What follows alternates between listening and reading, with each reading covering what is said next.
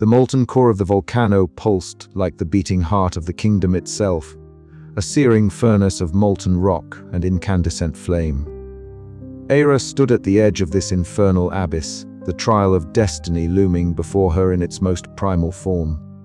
The air was thick and heavy, charged with the scent of sulfur and the relentless crackle of fire licking at the cavern walls. Her skin prickled with heat.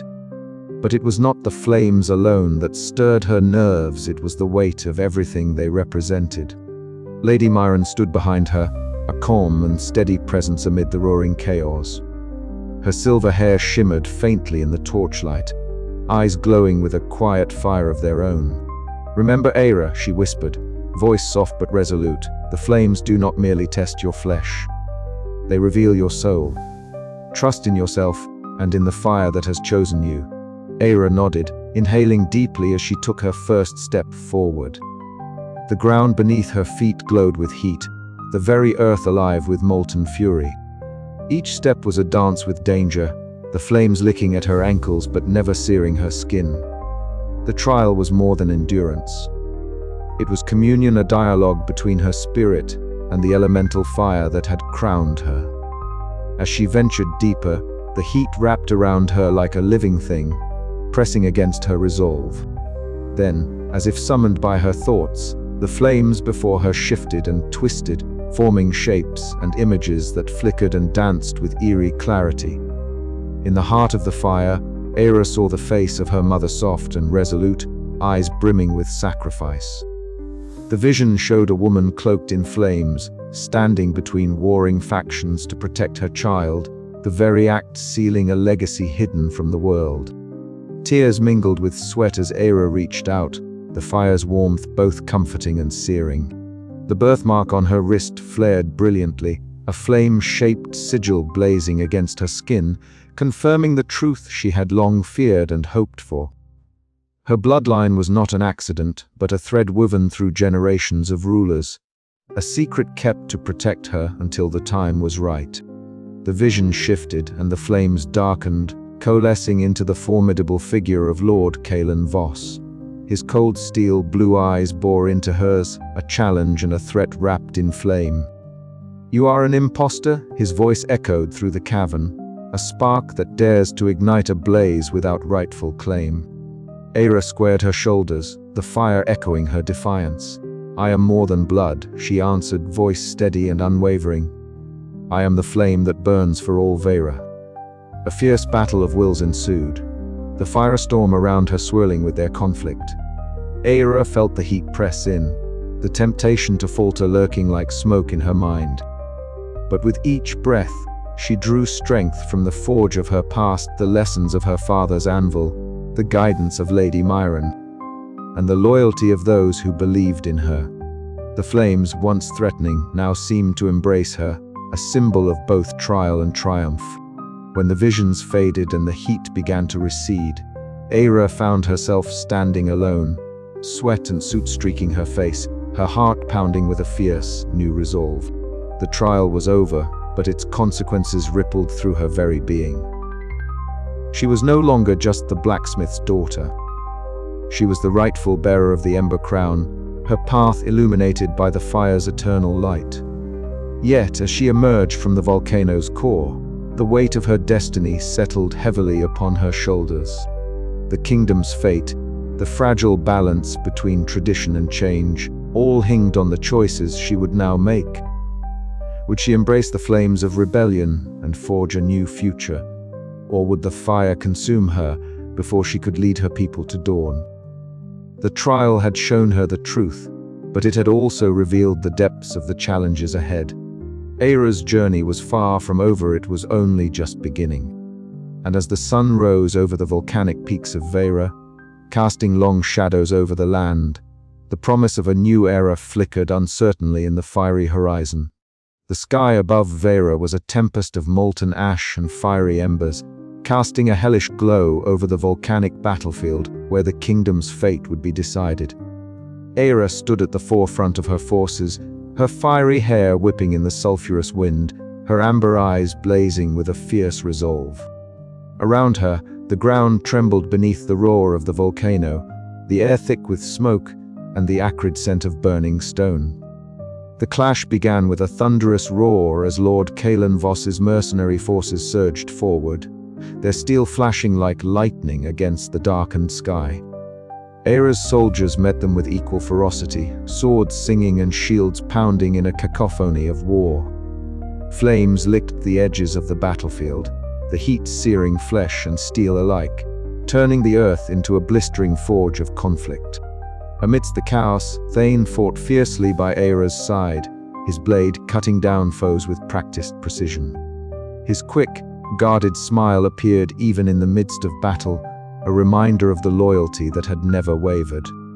Lady Myron moved through the ranks, her silver hair catching the flickering light as she chanted ancient prayers, calling upon the fire spirits to protect their queen. But the battle's tide shifted with the sting of betrayal.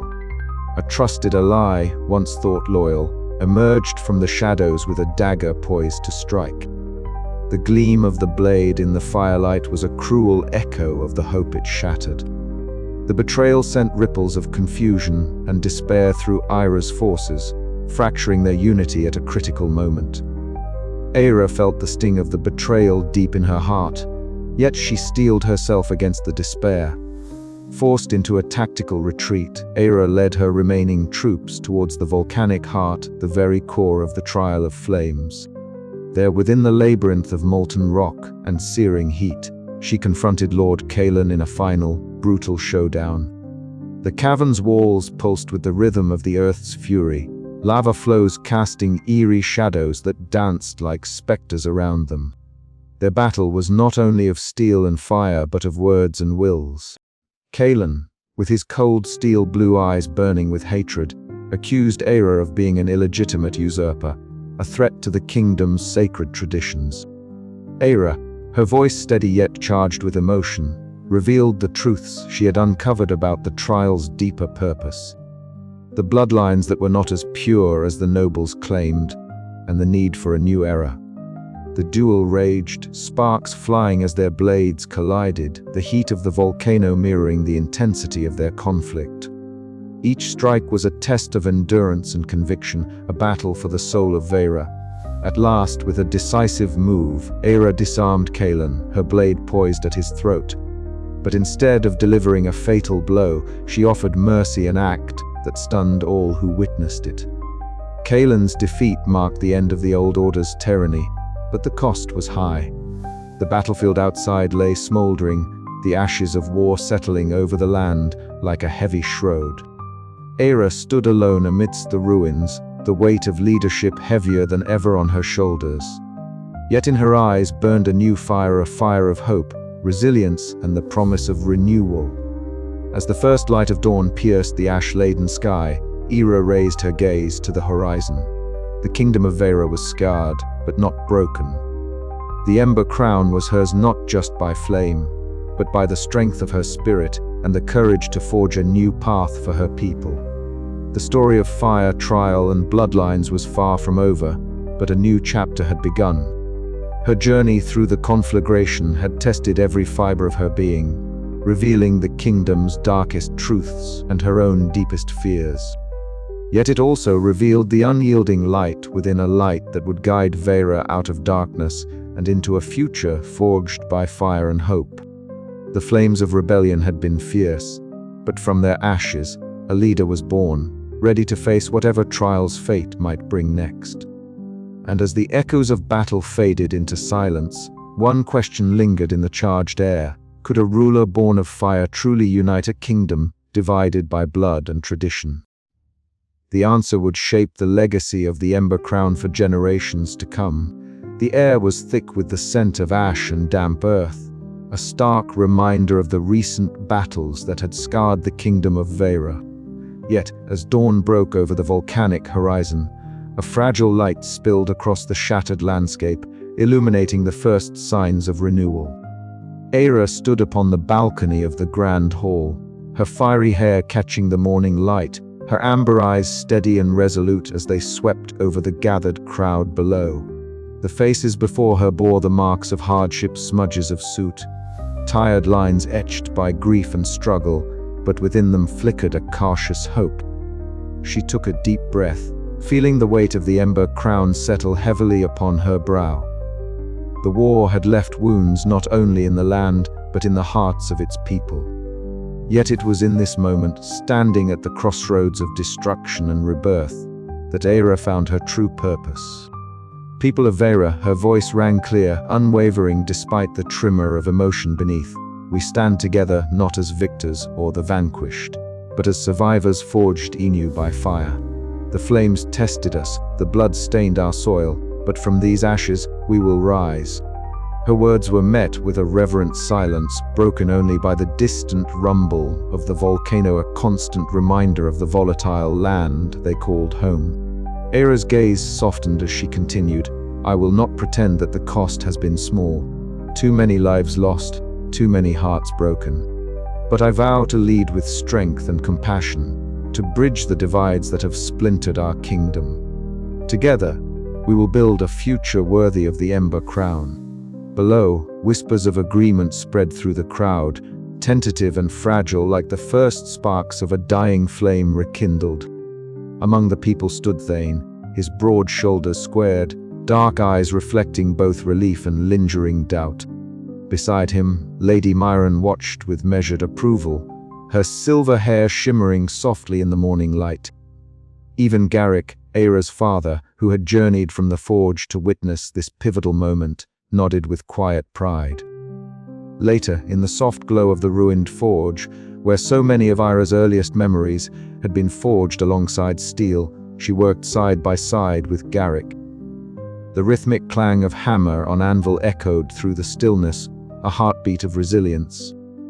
Each strike was a testament to the kingdom's enduring spirit, a symbol that even broken things could be reforged stronger than before. "The forge heals what fire has broken," Garrick said gruffly, wiping sweat from his brow. "Just as you will heal this land, Eira." She smiled faintly, the soot on her skin mingling with tears she refused to shed.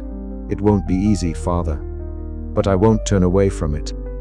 As days passed, the council chambers filled again with the voices of those committed to rebuilding Eira. Lady Myron's calm wisdom guided the discussions, her knowledge of ancient traditions weaving a thread of continuity through the turbulence. Thane's practical counsel tempered idealism with strategy, his loyalty to Eira unwavering despite the shadows of his own past. Together, they faced the daunting task of uniting fractured noble houses and common folk alike. Reforms were proposed, land redistributed, trade routes reopened, and laws rewritten to reflect a new vision of fairness and inclusion. Resistance was inevitable. Old grudges and fears clung stubbornly to the hearts of many.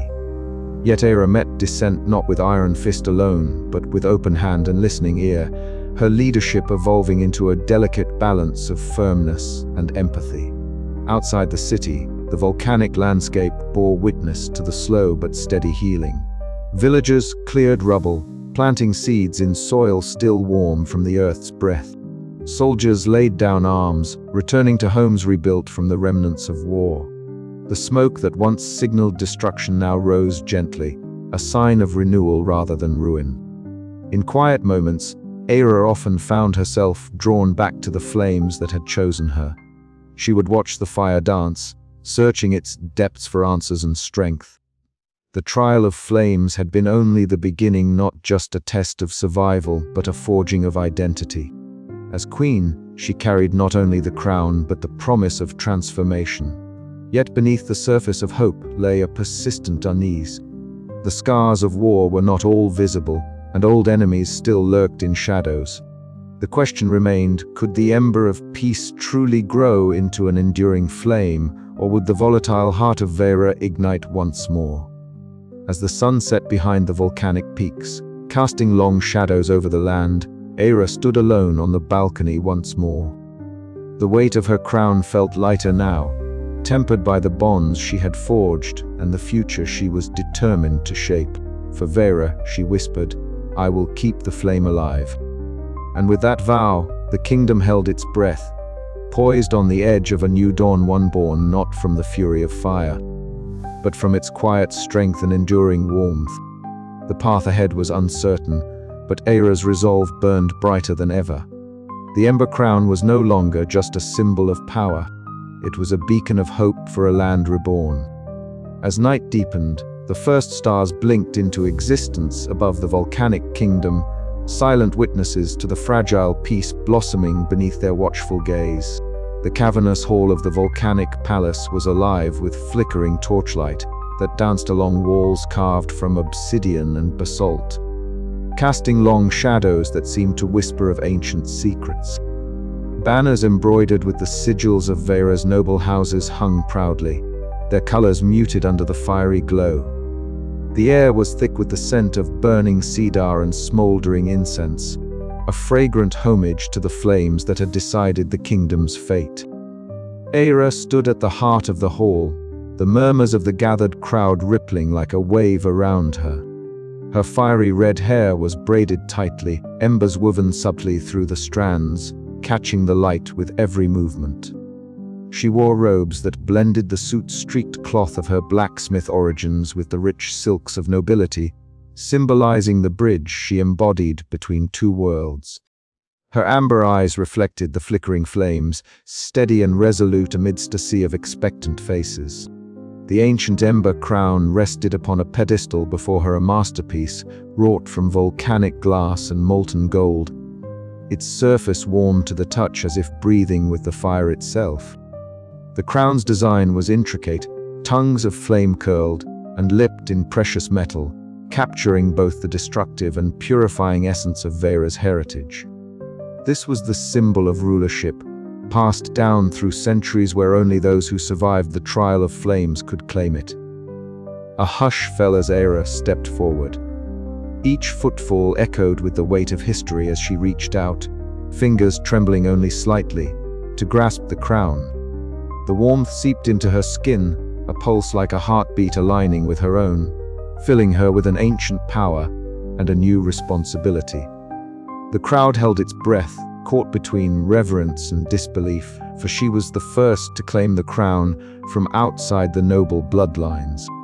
From the side, Lady Myron's voice rose in a chant, ancient words weaving through the air like a protective flame. Her silver hair shimmered in the torchlight, and her glowing eyes held a depth of wisdom and mystery. The invocation was a plea to the fire spirits to bless Eira's reign and the fragile peace she promised. Thane stood close by, his broad shoulders squared, dark hair slightly tousled from the day's ceremonies. His eyes never left Eira, a silent vow of loyalty and protection shining in their depths. Their shared past, forged in the fires of childhood and struggle, lent a steady strength to the moment. As Eira lifted the ember crown and placed it upon her head, a murmur of awe swept through the assembly. This was not just a coronation. It was a declaration that the kingdom of Eira was stepping into a new age, one kindled by hope and tempered by the flames of trials endured. Yet beneath the surface, doubts lingered. Noble houses whispered in corners, their eyes sharp with suspicion or reluctant acceptance. The recent scars of civil war were still fresh, and the balance of power remained delicate. Could a blacksmith's daughter truly unite a kingdom fractured by tradition and ambition? The ceremony gave way to celebrations, music swelling through the halls, the scent of roasted meats, and spiced wine mingling with the ever-present smoke from the hearths. Eira moved among her people, her smile genuine but cautious, feeling the weight of every gaze, some hopeful, others skeptical. Later, standing on a balcony that overlooked the volcanic horizon, Eira gazed out as the sun dipped low, bathing the sky in molten shades of orange and red. The ground beneath her pulsed with the latent fury of the volcano, a reminder of the volatile power she now commanded. Beside her, Thane's voice was low and steady. "You carry more than a crown, Eira. You carry their hopes and their fears." She nodded, the wind tugging at her robes. "Then I must be both flame and shield, to burn away the old and protect what's worth saving." As the first stars blinked awake in the smoky sky, a sense of bittersweet resolve settled over her. This was only the beginning. The Ember Crown was a promise of renewal, of sacrifice, and of a future yet unwritten. But in the depths of her heart, a question lingered. unspoken and urgent. Could she truly forge a kingdom from ashes and flame? Or would the fires consume everything she held dear? The night deepened, and the flames of rebellion flickered in the distance, a reminder that the path ahead would be fraught with peril. Yet Eira stood tall, the warmth of the ember crown steady on her brow, ready to face whatever trials awaited in the fiery crucible of her reign. With one last breath of the smoke-tinged air, she turned back toward the hall to her people, her destiny, and the fragile hope of a new dawn for Eira. The ember crown was hers, and the kingdom would never be the same. The grand hall of Ember Palace was alive with murmurs, the air thick with anticipation and unease. The great chamber, normally a place of silent reverence for tradition, now pulsed with a restless energy as nobles and commoners alike awaited the queen's words. Eira stood at the dais, her fiery hair a vivid banner against the stone, her amber eyes reflecting the flickering torchlight as she prepared to speak. The weight of the crown pressed down on her, yet beneath it burned a fierce resolve. Today, she began, her voice steady, we stand at a crossroads. For too long, the flames that define Eira have been wielded only by those born into privilege. It is time to rekindle the spirit of our kingdom not through blood alone, but through justice and unity. Her proclamation sent ripples through the hall. She laid out her vision, the abolition of oppressive taxes on common folk, the establishment of a council where voices from every corner of the kingdom could be heard, and the creation of opportunities for all to contribute to Eira's future. The trial of flames chose me not for my birthright, but for my heart and will, she declared. I will be a queen for all, not just the few. A heavy silence followed, shattered by murmurs of disbelief and outrage from the noble faction. Lady Scylla, standing tall with her cold gaze fixed on Eira, stepped forward, her voice cutting through the clamor. These reforms threaten the very foundation of our society, she said, her tone laced with venom. Tradition is the fire that has kept Eira strong. To douse it is to invite chaos. Eira met her stare unflinchingly. Our traditions must serve the people, not enslave them, she replied firmly, the fire within her kindling anew. Change is the only true constant, and I will not let fear bind us to a broken past. The confrontation set the tone for the days that followed. Factions within the court mobilized, some openly defying the queen's edicts, others cautiously aligning with her vision. In the shadows, political maneuvering intensified as old alliances fractured and new ones formed. Yet amidst the swirling storm, Eira found unexpected support. Thane remained steadfast at her side, his pragmatic counsel a steadying force. Together, they walked the palace corridors, planning strategies and mending fractures. One evening, in the warmth of the forge, a sanctuary that had once been her entire world, Eira and Thane shared a rare moment of respite. The glow of molten metal cast dancing shadows on their faces as they spoke quietly of the burdens they bore. Leadership is more than strength, Eira mused. It is the courage to face doubt and the will to endure sacrifice. Thane nodded, his usual guarded smile softening. You carry the fire of Eira. Not just the flame that burns, but the one that warms. Meanwhile, Lady Myron convened a secret council within the temple's quiet sanctum. Her silver hair shimmered in the torchlight as she shared ancient prophecies with trusted allies, words that spoke of a ruler who would unite the kingdom through transformation, not tradition. The flames choose not just by blood, but by spirit, she reminded them. Eira is that chosen one. These words bolstered the queen's supporters, giving them hope against the rising tide of opposition. Yet Eira knew the path ahead was fraught with peril. Every reform she enacted was a spark that could ignite rebellion or revolution. But she would face it all with the fierce determination that had carried her from the forge to the throne. As the chapter closed, the kingdom of Eira stood on the brink of a new era, one forged in the fires of change, where the ancient and the new would clash to shape the future. Eira's voice echoed in the halls, we are the flame that will light the way forward. Together, we will endure. Outside the palace, the volcanic mountains loomed, their eternal fires a reminder that even the fiercest flames could birth new life. And so, beneath the glowing embers of a restless sky, the fires of change began to burn bright. The grand hall's tension thickened as Eira's reforms swept through the kingdom like wildfire. Noble houses debated fiercely, their voices a tumultuous chorus of fear and defiance. Rumors whispered through the marble corridors, some spoke of rebellion, others of secret negotiations. Yet amidst the unrest, commoners gathered, their eyes alight with hope as they glimpsed a future where their voices might finally be heard. Lady Sulla's opposition crystallized into a formidable resistance, but cracks appeared within the noble ranks. Some, wary of endless strife, saw wisdom in Eira's vision. Among them, a few younger nobles, inspired by the Queen's courage, began to question the old order. These shifting alliances added new complexity to the political chessboard, forcing Eira and her council to adapt swiftly. In the quiet moments away from the court's claimer, Eira wrestled with the enormity of her task. The crown was heavier than ever, its weight a constant reminder of lives dependent on her choices. Yet every challenge steeled her resolve, every act of defiance a spark to kindle her fire. The heart of Eira beat strongest when its people stand united, she often reminded herself.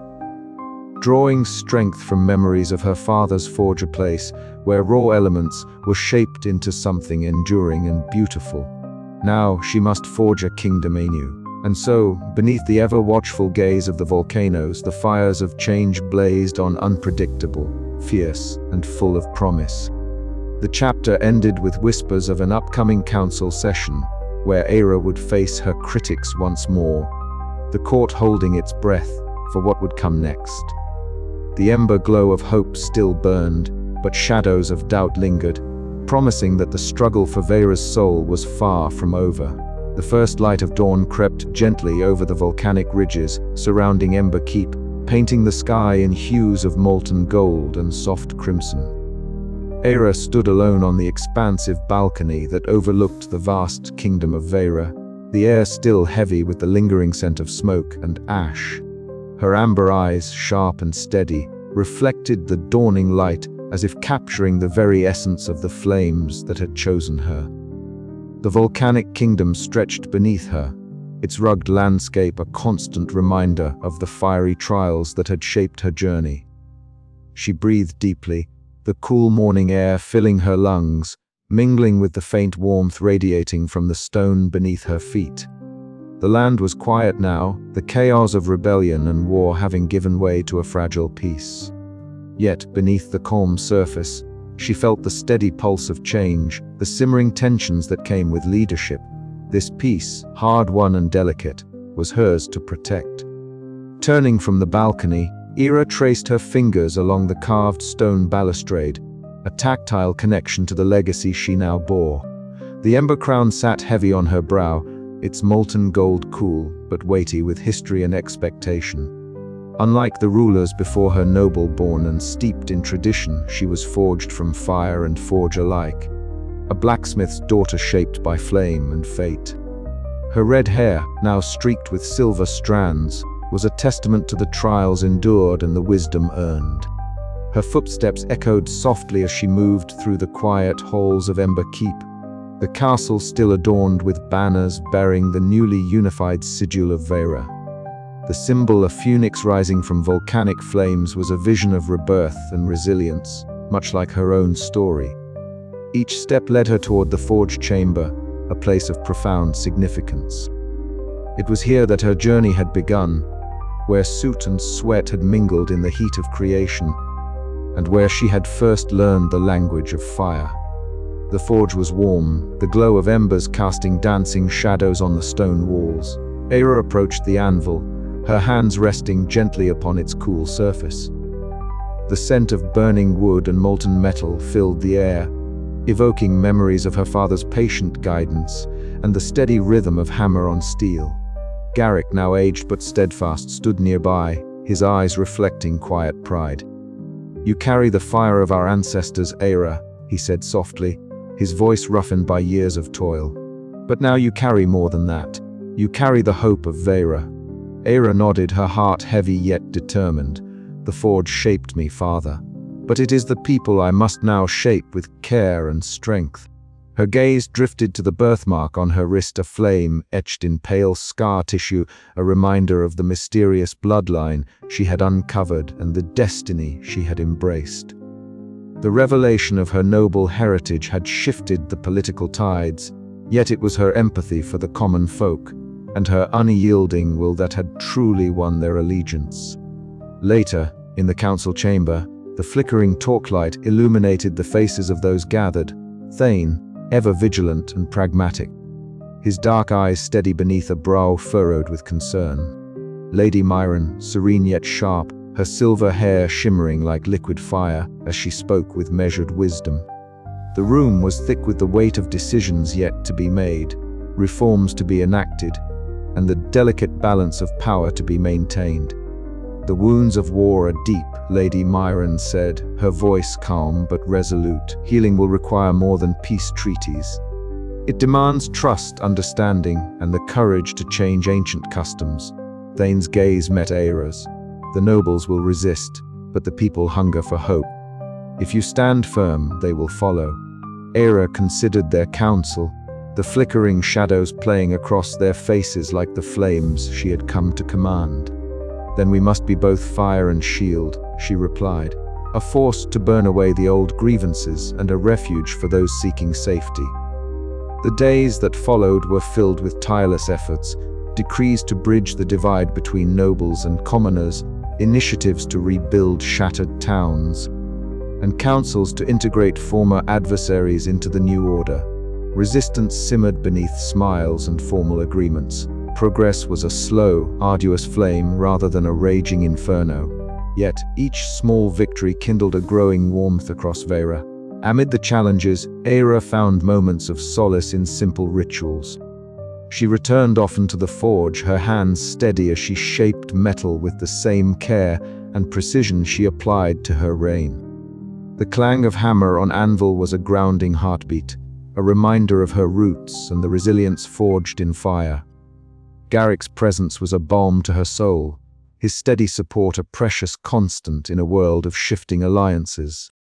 One evening, as the sun dipped below the horizon, casting the kingdom in a fiery glow, Eira walked through the bustling market square. The air was alive with the scents of spiced bread and fresh herbs, the laughter of children mingling with the murmur of hopeful voices. She paused, watching as a young blacksmith apprentice hammered at glowing metal, eyes bright with determination. A smile touched her lips. This was the legacy she sought to build, a future where fire was not only a trial but a source of life and renewal. Yet, even as peace settled, the embers of uncertainty glowed beneath the surface. Whispers of dissent lingered in shadowed corners, and old loyalties died hard. Eira knew her journey was far from over. The crown was not merely a symbol of power, but a mantle of responsibility that would test her at every turn. As night deepened, Eira returned to her chambers. She removed the ember crown, placing it gently on the polished wood of her desk. Her amber eyes reflected the flickering candlelight, steady and resolute. "This is only the beginning," she whispered to the quiet room. "The flame of Eira must burn bright, not to consume, but to guide." Outside, the volcano loomed silent for now, but ever watchful. The kingdom rested beneath its shadow, cradled by fire and fate. And in the heart of it all stood Eira, the blacksmith's daughter turned queen, a living testament to the power of resilience, courage, and the enduring legacy of flame. The dawn beckoned a new era, uncertain yet filled with promise. And as the first light spread across the land, Eira stepped forward, ready to face whatever trials awaited with the strength of fire burning within her soul.